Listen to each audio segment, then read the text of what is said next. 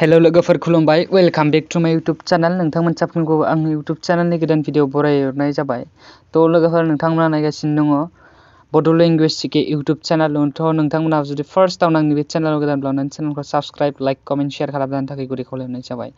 स' लोगोफोर जों दिनै सावरायनो नागिरदों भारत हादरनि गाहाय राजा लामाफोरनि सोमोन्दै। भारत हादराव मोन 52 राजा लामाफोर दं गासै, आरो लोगोसे भारत हादरनि राजा लामानि गासै लावथाया 70,934 किल'मिटार।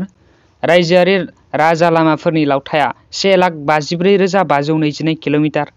सिंगल लेन नि जि लावथाय बेनि लावथाया 17,089 किल'मिटार आरो डाबल लेननि लावथाया 36,651 किल'मिटार।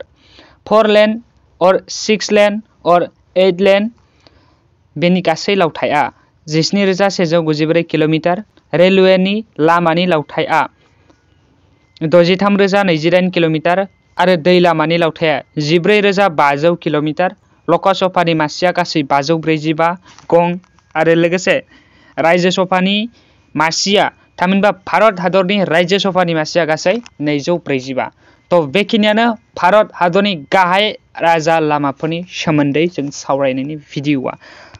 जायफ्रा जोबजासिम नायबाय, थेंक इउ भेरि माच फर वाचिं, लाभ इउ अल।